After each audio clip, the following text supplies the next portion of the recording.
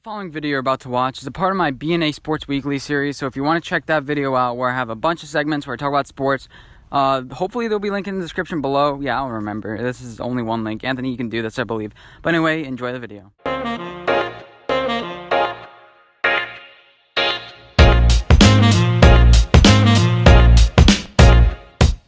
Alright, and finally, here are my top teams. So I'm going to do it by division, starting off with, obviously, the NFC East, because I'm a Giants fan.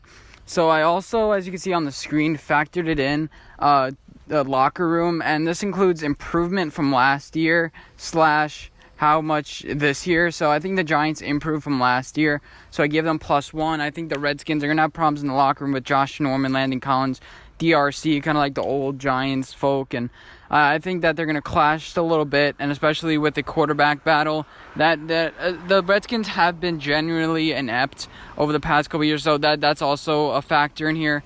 So like ineptitude as far as, you know, togetherness, and I didn't include in this like strength of schedule, experience, things like that, because that has strength of schedule kind of, but I wanted to keep it a little bit more pure. And plus, with experience, that only really comes in the playoffs. So these are just the best teams on paper. I didn't want to do, this team has a better playoff experience. This team has a history of winning. This team, there's so many factors that you can do, like home field advantage. Does this team have home field advantage? And how many points is that? So it would have gotten really, really confusing. But as you can see, the Giants have 11 points. The Eagles are actually number one in the division, because the Cowboys, I'm going to take away, I'm not going to add a point to them based on, I think this whole contract dispute is going to get in the way a little bit. The Cowboys team, whatever can go wrong will go wrong. So that's why I have them not gaining a point, not losing a point either, because it seems like their coach Garrett can just make things better, I guess. So, and then the Redskins losing a point. So the final rankings for the NFC East are as follows. You have the Redskins at the bottom, then Giants, Cowboys, and then Eagles. So I have the Eagles winning the division.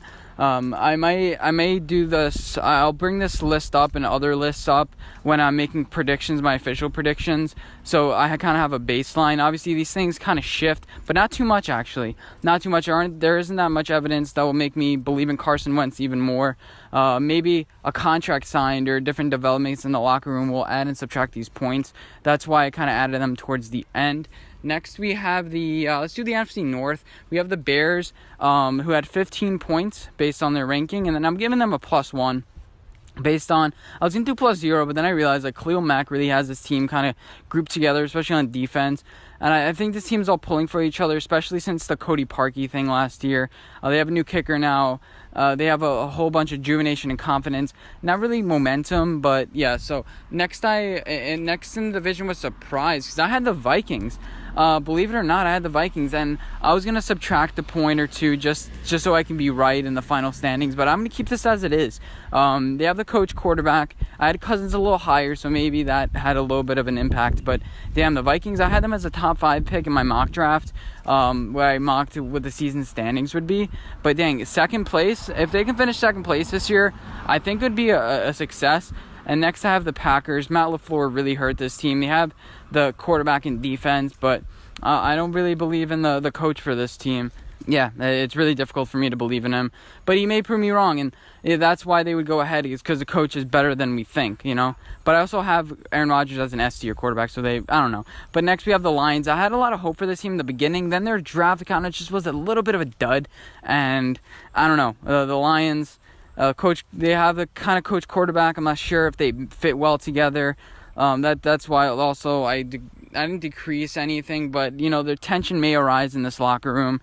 Kind of about them. So yeah, they're going to be in last place, but I can also see them being really great based on their strength of schedule and how things end up falling out for them. Next, I want to mention the NFC West. I have the Seahawks on top in this division because coach quarterback and then a decent defense. I give them a C for defense because it's young. Frank Clark is gone. It's going to have a lot of youth. Don't really like their draft that much, but I still believe in this team. I don't think I would ever have believed in this team.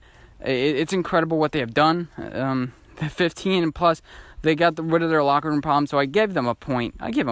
Next, I have the 49ers, who I'm going to subtract a point because I would expect it to add a point. I would expect this to be the opposite between them and the Rams. I would have expected last year to subtract a point for the Rams, add one for the 49ers.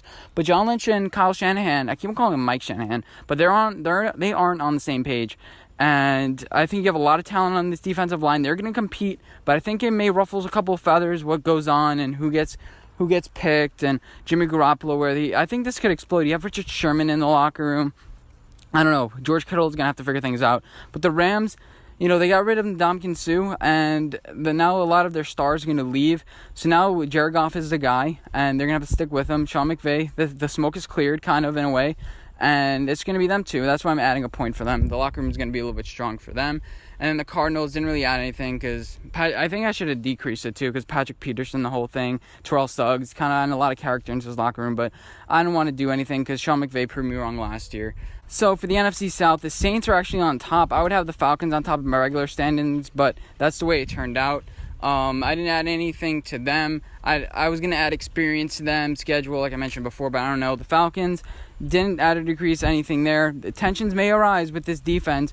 It may get a little dicey. I feel like it may get a little dicey if things don't really end up and who's to blame for this defense. I'm not sure about this Falcons team.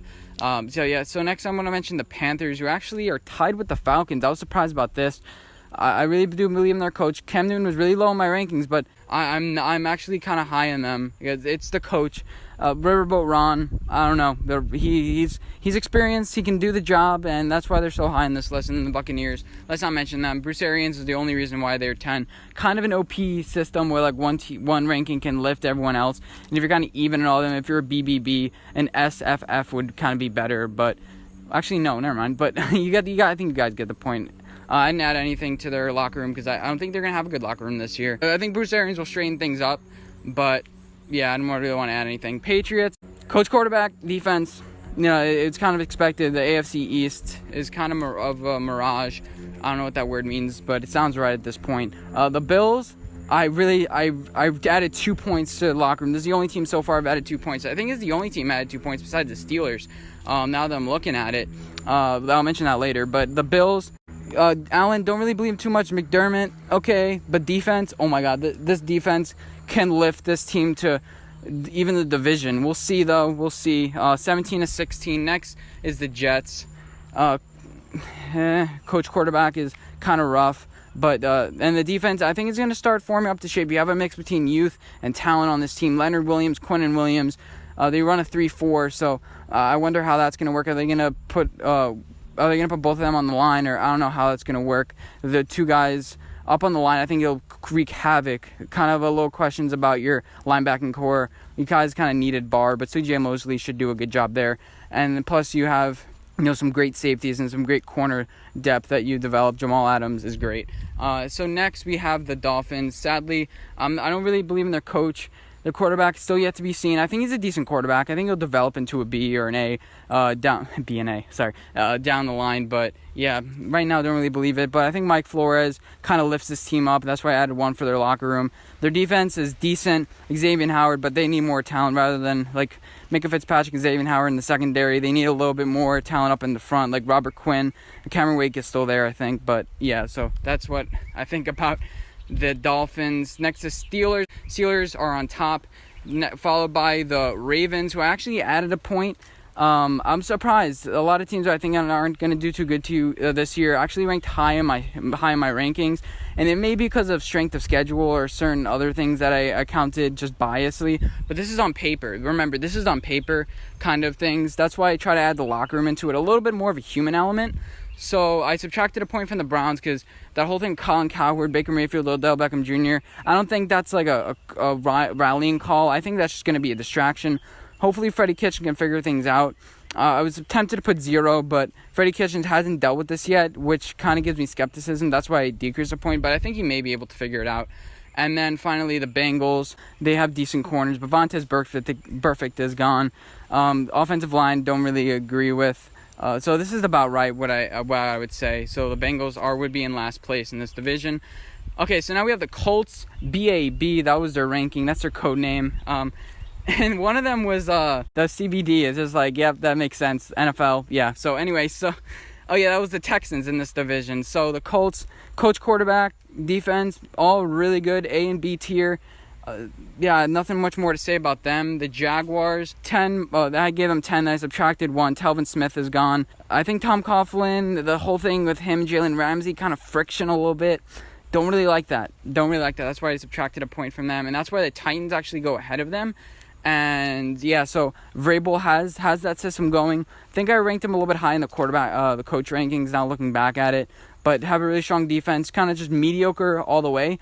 But again, if you're solid all the way, we can kind of build on each other, I guess. And like with the Tampa Bay Buccaneers, they had just a great coach, but bad everywhere else.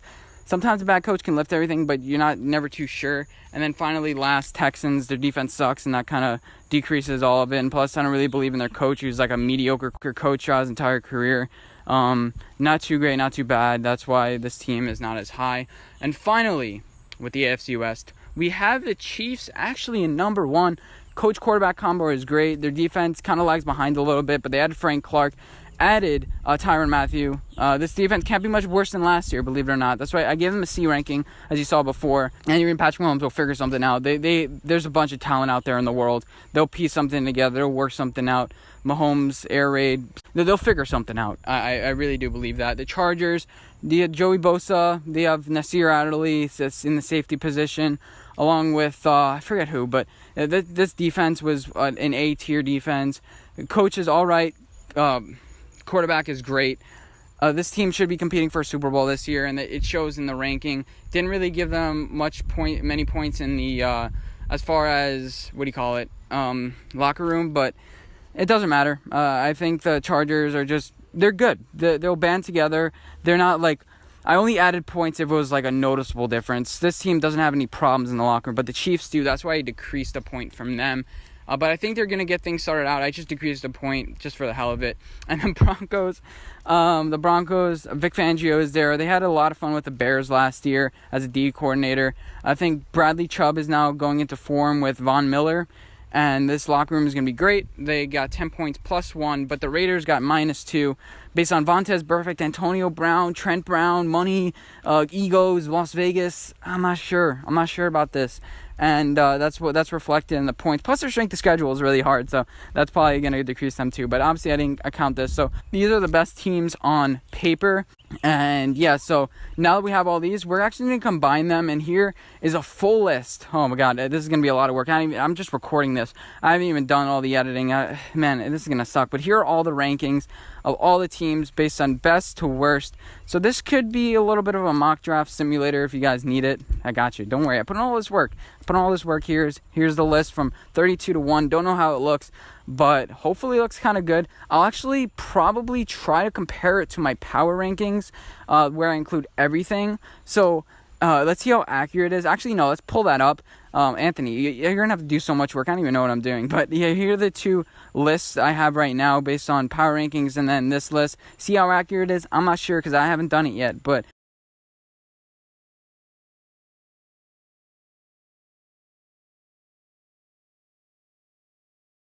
so based on these rankings, we find some things are a little bit interesting. So first of all, of course, the Patriots are number 1. Then the Chiefs are a little bit higher than what I would have had them normally. But, the Bills are really high on that. And these are about the playoff teams I'm actually expecting this year. The Steelers win the division. The Bills and the Colts or the Bills and the Chargers are in the wild card. The Colts win their division. The Jaguars are a little bit lower than I would expect. The Titans, Ravens, and Broncos quite fighting. And finally, with the NFC, we have the Bears, Seahawks, Eagles, Vikings, Cowboys, and Packers rounding out our playoff teams. Obviously, the Saints and the Rams are tied, so we'll see what happens with that. And the NFC championship teams that face off against each other. This is about what I expect. I'm just looking at it. 49ers a little bit lower, and the Vikings are a little bit higher, so maybe just swap those. But other than this is like perfect. The Seahawks are a little bit high too, from what I would get pick for them. But yeah, this is pretty good.